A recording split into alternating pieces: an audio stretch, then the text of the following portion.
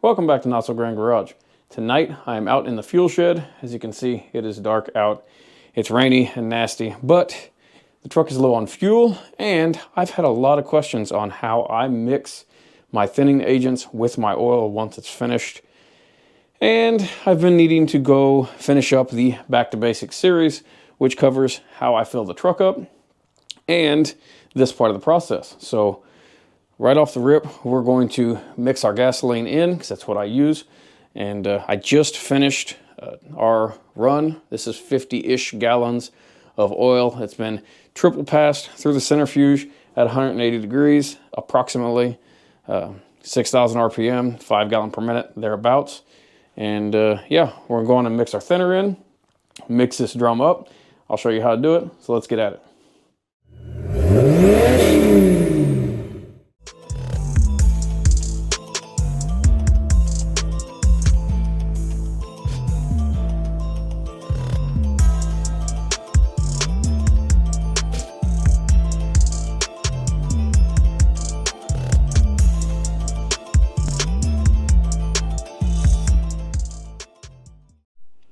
So first up, we're going to go over how this is plumbed. Now, we covered the centrifuge itself, how it operates, and how it is plumbed.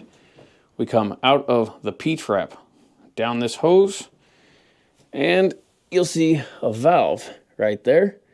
That lets me flip that valve off, and oil will flow up this tube down into this 5 gallon bucket here. That was mainly for small batch testing, stuff like that, but it also lets me dial in the flow after the centrifuge. So as the volume of oil decreases in that drum, pressure on that decreases as well. So the flow rate will decrease as the drum empties. So I can adjust it, keep an eye on it throughout the run. But anywho, as you come down through here, you'll see another valve back there. And it comes up to the outlet side of my transfer pump and another valve right there. So with that said, with this valve here in the closed position and the pump running, that will only put oil to this line here or out to the filter head and fill nozzle that I fill the trucks up with. If I open this up, that will let oil flow back up into that drum for multiple passes. So everything is self-contained. I'm not having to use multiple pumps and everything. The transfer pump does it all, and it does really well when the oil's hot. So usually I'll push it right back up to that drum right after a run. It works really well. The pump doesn't struggle with the thick oil. There's no thinner in it at the time, so it's just the heat. But anyways, now if I open that valve right there, with everything else closed, oil will flow down from the pump outlet through here and back right into the top of our drum. Now, this pump pulls from about an inch off the bottom of the drum, picks up and out to this manifold, essentially. So it's pulling from the bottom, and with the valve open down here on the bottom to recirculate, dumps right back in on the very top. So it's continuous flow, pulling from the bottom, dumping right back into the top. Works really well for mixing our batches up. So I'm going to go on and add our 5 gallons of gasoline to this mix, and we'll get it mixed up. I'll show you how it works. As you can tell, this door is open, and the only thing on out here right now, besides this camera, is some LED lighting. Plenty of ventilation. So yeah, be careful with that. Gas fumes are no joke, but yeah, let's pop this cap, which is, I can also leave it open for venting. I can also check moisture, see if I'm getting any condensation right here, because it's the top of the drum. But yeah, let's go on and get it mixed up, show you how it works.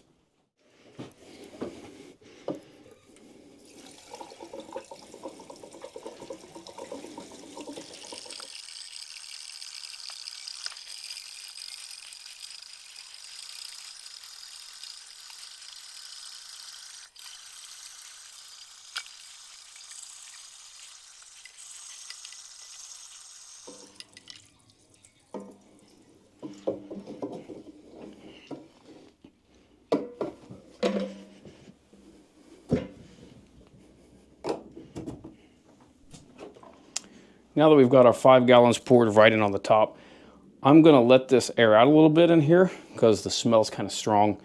But once we get a little fresh air in here, I'll kick the pump on and show you how we do this. Just let the pump run for 5, 10, 15 minutes, however long. And yeah, you'll hear a noticeable change in the sound of the pump motor as it starts to mix up and the oil starts to thin out. But yeah, I'll step out, let this air out a little bit, and we'll fire the pump up. Okay, so we're ready to fire our pump up. Top valve is closed. We'll come down here. That valve there is closed.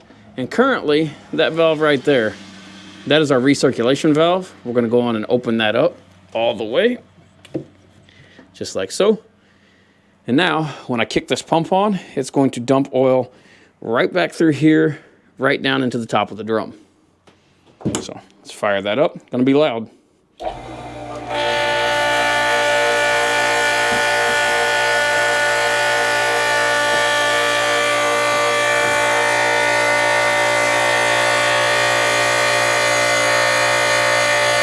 Oil is flowing.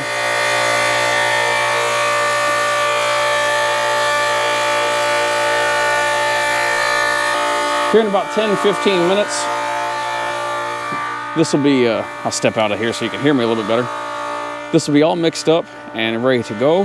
And now every time I fill the truck up, I'll run this pump in this configuration for a couple minutes before I fill the truck up. And it seems to do the trick. I've never had any issues with fuel becoming separated or anything in the tanks. But yeah, we'll let it go and see how it does.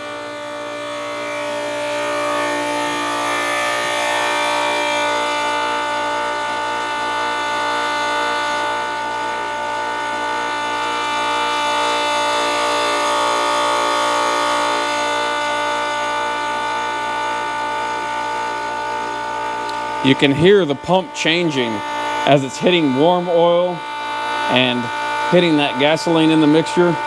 The pump is slowly becoming quieter.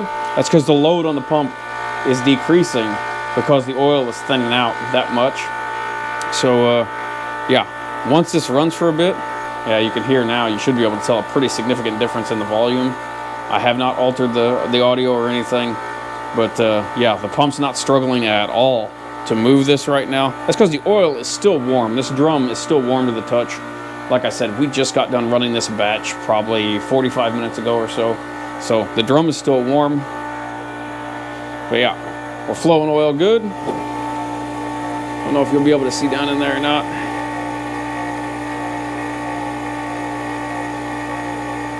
And yeah, that pump's nice and quiet now. We're gonna let it sit here and continue to mix just like this for another 10 minutes or so anyways. And we'll be good to go. So, as you can tell, the weather is crap. It's getting cold out.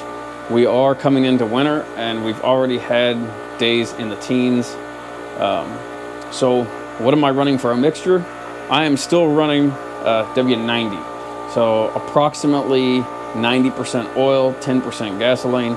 That's in the 2-tank setup like the flatbed's got, which when I plumbed that tank, you can go back and check out the builds on that. A lot of videos on it, but I ran 1/2-inch ID line from the rear tank, which is the 38-gallon tank. It is sumped on the bottom, and it is running 5/8 aluminum line, which has a 1/2-inch ID, all the way to the front of the truck. And that, as far as I'm concerned, has made a big difference in the factory mechanical lift pump, being able to pull the thicker oils when it's cold out. I've not had any issues so far, down to single digits with this mixture. And yeah, it works well, it's cheaper. Haven't had any coking issues or anything like that. That truck seems to drink this stuff just like it's coming out of the pump at the fuel station. So, with that said, that's what I stick to. Now, other applications may be different. You will have to adjust your gasoline blend accordingly for temperature and things of that nature. If the truck is struggling, or if your engine's struggling to run, struggling to maintain fuel pressure, things like that, add a little bit of gasoline to the mix. You can do it in the tank. It's not going to hurt anything. And let it sit there and idle on it. The return fuel from the engine will mix that tank up gradually. But yeah, you can do that. Adjust your mix accordingly. Whatever runs best for your application is what you're going to have to do. But for me and my applications, how I've set everything up here, W90 works really well. So that's what I do. I get a lot of questions about using diesel fuel instead. I do not thin my oil in this drum here while I'm processing with diesel fuel. That is because diesel fuel isn't as aggressive of a solvent that the gasoline is. Gasoline is a much more aggressive solvent than diesel fuel. That means it takes less gasoline to thin the oil than it would diesel fuel. And the goal is to get our oil as close to diesel fuel viscosity as we can. Using diesel fuel to do that, it's not possible until you reach 100% diesel fuel. So gasoline works better, it's cheaper, it's available everywhere. You can also use stale gasoline. So you lucky guys that are around marinas, around salvage yards, if you've got salvage yards in your area, reach out to them, because they have to get rid of all of that stale gas, and you may be able to find a good source of free usable thinner, and that will greatly cut your expense. But anywho, I'm going to step out, let this finish up, and we'll come back and wrap it up. So we've been about 10-15 minutes now, and the pump's running nice and even and smooth. This drum is thoroughly mixed up. Shouldn't have any issues. Now, if I switch that valve off right there, the only way for anything to come out of this drum is to go out through this wall right here, which comes out to a basic filter, which is just a 5 mic particulate filter. You can get these anywhere. I got this from Tractor Supply, if I remember correctly. And 25 feet of hose and a nozzle. And we can fill the trucks up just like at a fuel station. Works really well, and it's relatively quick. If I opened this valve right now, it would pump the oil up right back to that drum so I could make another pass through the centrifuge. Why would I want to do that? Well, I run 3 passes on all of my oil now. Reason for that is I've done lab testing proving the benefits of it. Right here, I've got oil that we processed quite some time ago. That oil on the far left is base oil. That was right out of the bucket. This next one is from there's our base. You can still see there's stuff floating in it. That has been sitting for nearly a year, not disturbed. This here is our first pass, 3,000 RPM, 5 gallon per minute, 180 degrees. There's still not quite as much as the first one. There's still a fair amount of stuff settled out of it in the bottom, and it's a little murky yet. This here is 6,000 RPM, 5 gallon per hour, 1 pass. You can see we've got some drop out there, and the oil is slightly murky, but it's fairly clear. Clearer than that there, and a lot clearer than our first. Then we've got this right here. The last one we tested was only 2 passes, 6,000 RPM, 180 degrees Fahrenheit, 5 gallons per hour flow rate, and it's see-through. There's very little dropout left in the bottom, and it's completely see-through. Again, those have not been moved. They've been sitting there equally. Well, take that back. I moved them from this drum over to here, all 4, all at the same time. So the little bit of disturbance they got from that was all the same. But with that being said, I've got the lab test results from that. There's a video on that that we did all this sampling on. And at 2 passes, our oil was meeting the clean diesel fuel standards as far as moisture and particulate content are concerned. And that is equivalent to what would come out directly at the pump that you'd get at the fuel station as far as cleanliness goes. So now we run 3 passes just to be sure we're meeting those standards. So that means as far as particulate and moisture are concerned, we're not going to cause damage to high-end injection systems like your common rails and things like that.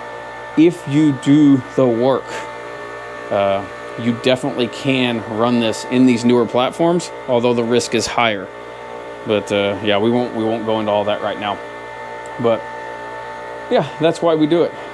So by the time this is all said and done, with 3 passes ran on it, what comes out the end of that nozzle out there is cleaner than what we can get at the fuel station as far as particulate and moisture are concerned. And yeah, I've never had a hard part failure caused by our fuel. No pump failures, no injector failures. As a matter of fact, I just swapped the injectors and pump on the flatbed. You can check those videos out if you haven't caught them already. And that was just to upgrade power. I pulled the factory injectors and they were clean still. After nearly 10 years of service, a lot of homebrew fuel through them, no failures. Why is that? It's because we take the time to do it right. Yes, it was expensive, a big investment up front to get all this stuff lined out, but it paid for itself really fast, and now it's all just gravy.